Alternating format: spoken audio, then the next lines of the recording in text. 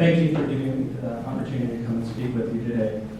I'm going to talk about the Smart Balance Assessment Consortium, something of which, about which I have a great deal of passion. And I'm going to first give you an overview. I think many of you are familiar with Smart Balance, but I think setting the context by giving you some insight as to what we intend to deliver helps with the rest of the discussion.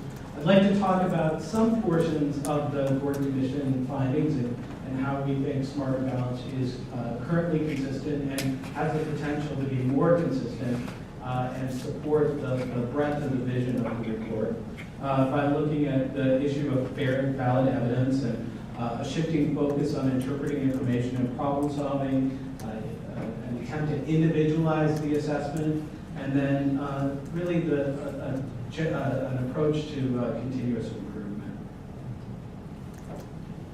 So the Smarter Balance Assessment System is building, the Smarter Balance Assessment Consortium is building a system, but the consortium itself is a collective of states. It isn't a single body. It's a collection of states who have decided to band together because they believe that they can build something of greater quality together than they could support individually. And what they posed is the question, how do we take these common core state standards and that have expectations for career and college readiness and somehow ensure that all students actually leave high school career and college ready? And the premise is that it all relies on the teachers. It relies on the teachers having the supports that they need to effectively engage in higher quality teaching and learning. And we believe that that can be accomplished with a varied assessment system, each with its own specific purpose that has been deliberately designed to maximize the outcomes for that assessment, the utility of that assessment. So we start with a formative assessment process supported by a digital library. It is not a set of tests, but it looks more like professional development where teachers can learn how to better support their students. So it's much more focused on adults than it is on teachers. We'll have an interim assessment system, which is not secure, it's flexible, it's open. It allows teachers to determine the relative grain size and better match scope and sequence of the assessment to what they intend, or to their curriculum and lesson plan. And then finally, we do have the summative assessment, the capstone event. That's where we have the opportunity to provide high-quality, standardized information that supports those policy decisions, supports those comparisons. And I'm an advocate of the potential that those summative assessments can offer when we need to make decisions about what is working and what isn't working. And especially when we're asking the question, when we are looking to find out what the question is, that's where summative assessments can be incredibly powerful. So when we're thinking about these three portions of the summative assessment, and we're thinking about how do we build them to achieve their maximum potential, and that we want them to yield valid and fair evidence, and I appreciated the Gordon's Commission's report that what constitutes valid and fair is different depending on the purpose of the assessment. So in the context of the summative assessment, we're building something very structured. It has to be very precise and standardized. So we start out with cognitive labs where it gives students the opportunity to investigate complex problems, and we let the adults listen to what the students are telling them. Because although the adults think they're deriving comprehensive evidence, that may not happen when students actually read the questions or try and interpret the problem that's being posed to them. From that, we create detailed specifications that decompose the content standards and build task models which can be used to drive item writing. We create standardized administration conditions that support comprehensive and complex psychometric analyses, including differential analysis by subgroups, to ensure that we have a fair and unbiased assessment. And then in our summative assessment, we're planning an adaptive selection of items in an adaptive environment so that each student gets a fair and valid assessment, not an assessment that's far too difficult or far too easy such that it doesn't give a lot of information about their actual ability. In terms of in terms of the formative assessment, we're thinking more about an evaluation of professional learning. So we want to establish quality criteria that allows for professional judgment about what is effective and in what context it's effective. We're thinking about more flexible implementation where the teacher is using for professional judgment to evaluate what is and what is not appropriate and what does she believe would help her students to increase their learning, and bring together educators in a social networking environment to collaborate and evaluate the utility of these resources so that they can further the knowledge of all their peers about what is and what isn't effective. All these systems, both the summative and the formative, share some common themes, that is founding in universal design, and that we create these products in a multidisciplinary environment where we initially tried to do what Shirley was talking about, where we had the accessibility review at the end of the process, and it failed miserably because what we would do is we would edit we'd edit for a product for accessibility, and we'd find out that changed the content. We'd have to change the content and do another accessibility review. So now we've gone to a simultaneous rather than serial review, where everyone is looking at the product at the same time from a diversity perspective. And it's incredibly powerful what those opportunities yield. So the summative assessment is more standardized, the formative assessment is much more flexible. The interim assessment kind of straddles both of those because it's a non-secure event.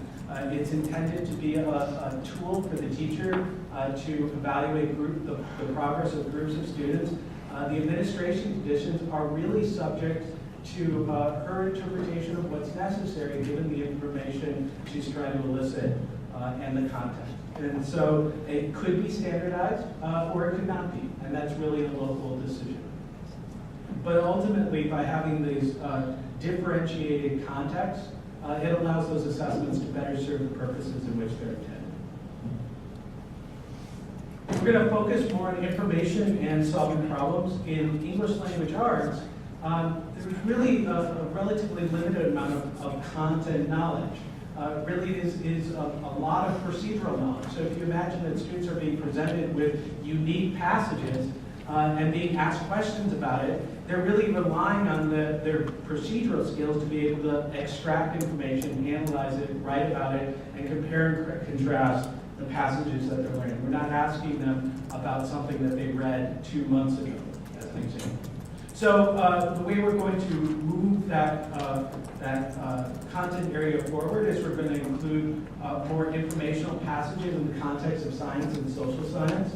Ask students to identify, analyze, and evaluate sources of evidence and write complex narratives about those comparisons. And we're going to have performance tests that emphasize research and writing skills. Integrating multiple skill sets in a single event.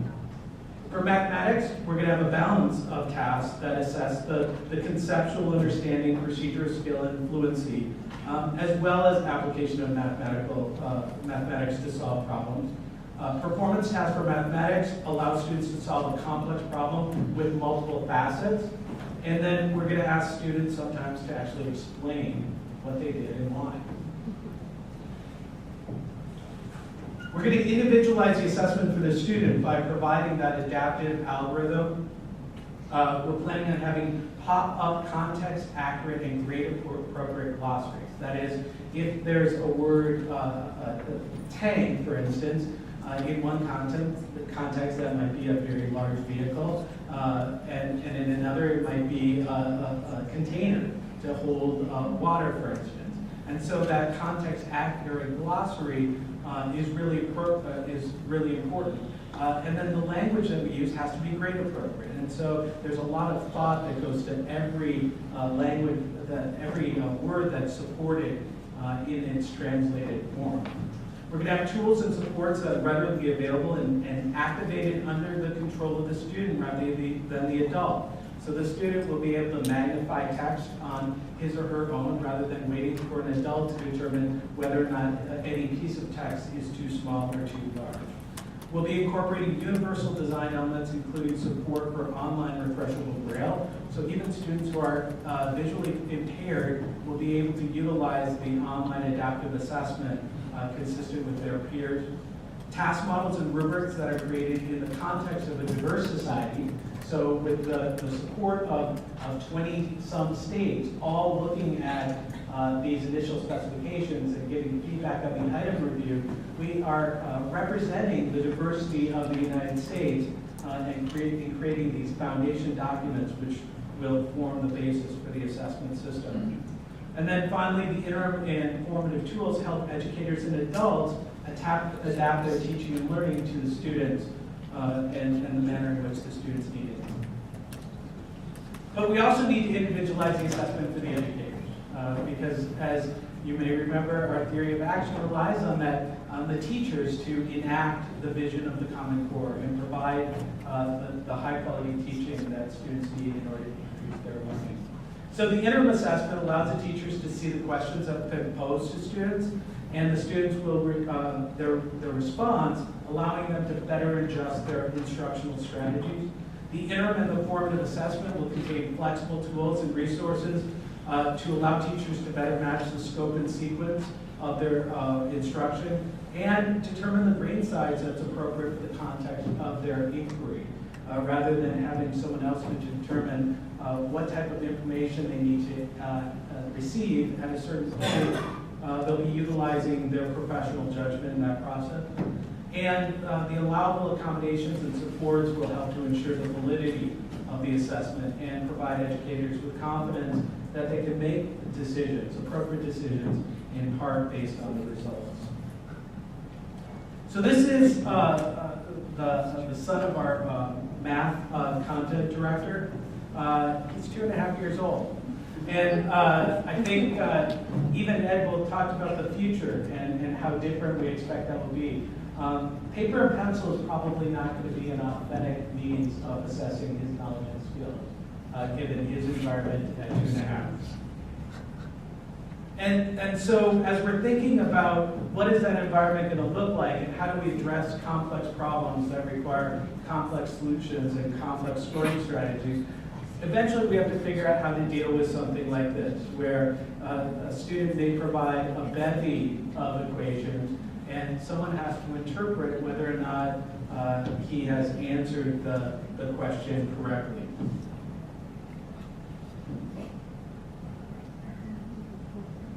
And at this point, we're going to be relying in part on human strategies, or humans to teachers and educators to review some of those items. We're going to be relying on AI, artificial intelligence, where it's appropriate. And we're going through a complex pilot and field test process to evaluate in which circumstances it's appropriate. But we are we're building a robust and versatile base where each component of the system is designed to be sustainable and to support managed change.